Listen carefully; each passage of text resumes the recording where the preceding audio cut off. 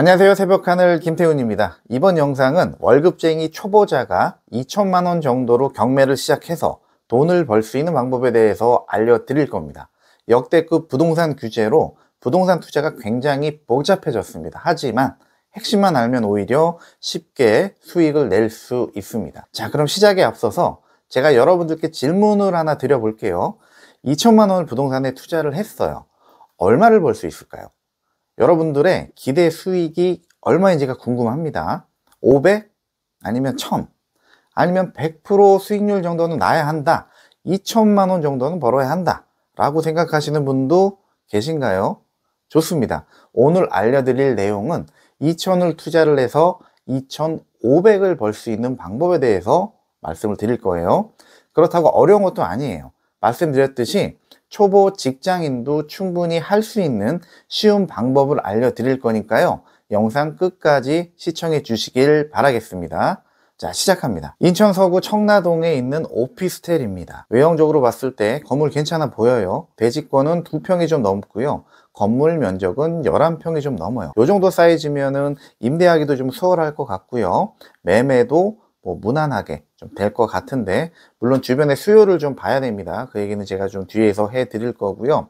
감정평가가 된 금액은 1억 1,900만 원인데 한 차례 유찰이 됐죠. 그래서 11월 7일 날, 얼마 전이네요, 9,550만 원에 낙찰이 됐어요.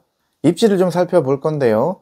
청라 호수공원 바로 옆에 이렇게 위치를 해 있죠. 그리고 주변에는 아파트 단지들이 쭉 둘러싸여져 있고요. 이 물건을 포함을 해서 이 옆에 이 맞은편 쪽에도 오피스텔이 혼재가 되어 있습니다.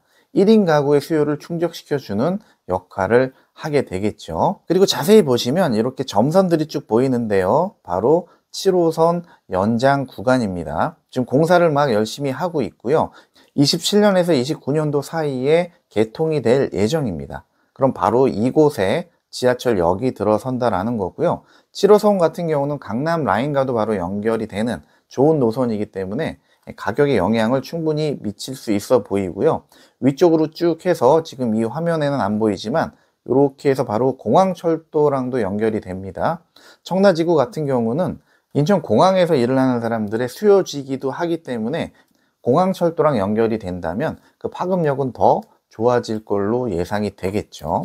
자, 이제 권리 분석을 좀 해볼 건데요. 등기부상 가장 빠른 권리는 이 근저당이에요. 근데 근저당은 말소 기준 등기이기 때문에 자기 자신을 포함을 해서 그 아래에 있는 권리 모두가 다 말소가 됩니다. 그래서 말소 기준 권리예요. 말소 기준의 대표적인 거는 근저당과 가압류, 압류. 일단 요 정도만 외워두셔도 돼요. 그 다음 임차인을 볼 건데요. 전입이 21년 2월 15일이에요. 그럼 말소 기준보다 더 늦죠. 그러면은 대항력이 없는 임차인이에요. 대항력이 없기 때문에 낙찰자가 책임질 필요가 없는, 즉 권리적으로 문제가 없다라는 거예요. 그럼 사실 이 내용만 봐도 권리 분석은 끝난 거예요. 굉장히 쉽죠. 보증금은 500에 55만 원인데요.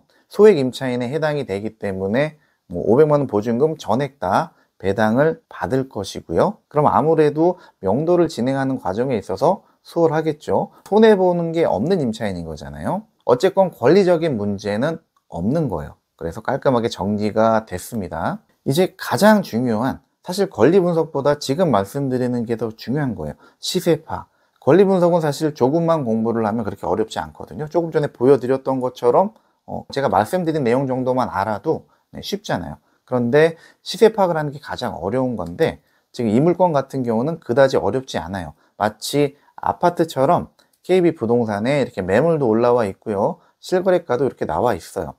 해당 물건은 1억 2,900에 최근에 거래가 됐죠. 그리고 4월 달에는 1억 3천에도 거래가 됐었고요. 그리고 현재 나온 매물은 1억 2,500이 가장 저렴한 매물인데 저층, 1층이란 뜻이에요. 그러니까 일반적인 층 같은 경우, 아까 경매로 나온 층은 6층이었단 말이에요. 그래서 일반층 같은 경우는 한 1억 3천 정도가 시세로 보여져요. 그런데 9,550만 원의 낙찰을 받았으니까 낙찰가 괜찮은 거죠. 자, 이제 현금 흐름을 좀 살펴볼 거예요. 자, 우리가 입찰을 할 때 필요한 보증금은, 자, 이때 입찰을 했으니까 최저 매각 가격의 10%, 그래서 833만 원이 되겠죠. 자, 그리고 낙찰을 받고 잔금을 내야 되는데요. 잔금 금액은 8,700만 원이 조금 넘어요. 이 돈을 우리가 다 내야 된다면 이건 소액 투자가 아니겠죠. 대출을 받아야 되는데 인천도 수도권이란 말이에요. 그럼 수도권 같은 경우는 내가 대출을 받기 위해서는 일단 무주택자가 내가 입주를 하는 조건으로 대출을 받거나 또는 1주택자가 기존 주택을 매도하는 조건으로 대출을 받을 수가 있는데 오피스텔 같은 경우는 그렇지 않아요. 그러니까 예를 들어 다세대, 다가구, 아파트 이런 주택은 대출 규제가 있는데 오피스텔 같은 경우는 대출 규제가 없어요. 그래서 대출을 받을 수가 있는데 받을 수 있는 금액을 한번 볼까요? 굉장히 많이 받을 수 있습니다. 8,330만 원까지 대출이 나와요. 실제로 이렇게 받을 수가 있어요. 뭐 다주택자도 가능하고요. 실입주 안에도 이 금액을 받을 수 있다라는 거. 그래서 이 오피스텔이란 물건을 선별을 한 거였어요. 8,300만 원만 대출을 받았을 경우 잔금으로 납부해야 될 금액은 400만 원이 좀 넘어요. 이 정도면은 소액 투자라고 할 수 있겠죠.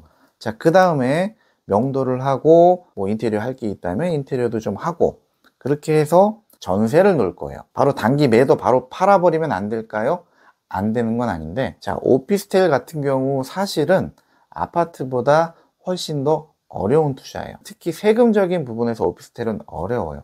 단기 매도를 할 경우 오피스텔 같은 경우는 건물분에 대한 부가세를 따로 또 내야 돼요. 네, 근데 이 얘기는 좀 길어질 거니까 제가 차차 또 다른 영상에서 설명을 드리도록 하겠고요. 어쨌건 단기 매도를 하는 것보다 전세로 놓는 게 훨씬 더 무난한 투자를 할 수 있는 방법이에요. 그래서 전세를 놓을 건데 시세를 한번 볼까요? 최근에 1억 1천에 전세가 거래가 됐고 뭐 1억 2천, 1억 1,700, 뭐 요 정도 금액대에 거래가 되고 있어요. 그럼 이제 좀 보수적으로 잡아서 전세를 1억 1천에 놓는 거를 가정을 할게요. 자, 그럼 전세금이 들어오기 전까지의 현금 흐름을 좀 살펴볼 건데요. 보증금 833만 원, 그리고 잔금 400만 원이 좀 넘고요. 그리고 등기 비용이 들어가는데요. 취득세 플러스 법무사 수수료. 자, 그런데 여기서 중요한 내용이 뭐냐면요. 바로 취득세예요. 오피스텔의 취득세율은 4.6%입니다. 다주택자건 무주택자건 그리고 오피스텔의 용도가 주거용이건 사무용이건 상관없이 무조건 오피스텔을 취득을 할 때는 취득세율은 4.6%예요. 그러면은 그 취득세와 법무사 수수료를 합치면 한 600만 원 정도가 들어가요. 그리고 이사비 같은 경우 지금 100만 원을 책정을 했는데 아까 제가 설명해 드렸죠. 전액 다 보증금을 받아가는, 그러니까 손해가 없는 그런 임차인이기 때문에 훨씬 더 적은 금액이 들어갈 수도 있고요. 근데 어쨌건 100만 원으로 책정을 해 볼게요. 그리고 인테리어 비용은 일단 내부를 보고 상태를 좀 봐야겠죠. 그런데 대체적으로 그렇게 신축급의 작은 오피스텔 같은 경우는 인테리어에 대한 부담이 그렇게 크지 않아요. 일반적으로 이제 그렇다라는 거예요. 그래서 그냥 알파로 표기를 해 놨어요. 그럼 이 금액을 전부 다 합쳤더니 내가 총 있어야 되는 돈이 1,950만 원, 2천만 원이 조금 안 되죠. 이 금액만 있으면은 이렇게 투자를 할 수 있다라는 거예요. 자, 그 다음에 총 취득한 금액이 이런저런 비용들 다 합쳐서 1억 250만 원이거든요. 그런데 전세를 1억 1천에 놓으면 이런 대출금 상환하고 이것저것 해도 오히려 나한테 돈이 더 들어오게 되는 형국이 되는 거예요. 그래서 총 투자금은 내 주머니에서 나간 게 아니라 오히려 750만 원이라는 돈이 나한테 들어오는 구조예요. 이런 거를 무피를 넘어서 플러스 피, 풀피 투자라고 하죠. 이렇게 되면은 이 이후에 다른 투자도 이 2천만 원을 가지고 계속 할 수 있다라는 거예요. 그래서 보통 초보들이 이렇게 해서 돈을 불려 나갑니다. 저도 그랬어요. 그래서 제가 이 방법을 추천을 해 드리는 거고요. 자, 나중에 2년이든 4년이든 팔 거잖아요. 그런데 팔 때 가격을 1억 3천으로 잡아왔어요. 최소한 이 금액보다는 떨어지진 않을 것 같아요. 아까 7호선 지하철 호재거리도 있고 그렇기 때문에 뭐 2년 내지 4년 후에 충분히 1억 3천 정도에는 매도가 가능할 것 같아요. 그렇게 되면 양도세를 한 300만 원 정도 내요. 그럼 최종적으로 나한테 돌아오는 순수익이에요. 세금 낼 거 다 내고 2,450만 원, 2,500이 조금 안 되죠. 이런 방식으로 충분히 투자가 가능하다라는 거예요. 자, 직장인의 경매는 단순해야 되고요. 쉬워야 되고 시간이 별로 없기 때문에 지방 가기가 굉장히 어렵습니다. 그래서 이런 유형의 물건이 직장인이 소액 투자로 하기 딱 적당한 물건이에요. 앞으로도 계속해서 직장인이 소액 투자할 수 있을 만한 유형의 물건들을 소개를 시켜 드릴 거고요. 매주 월요일 오후 7시에 진행 중인 물건에 대한 브리핑도 해 드릴 겁니다.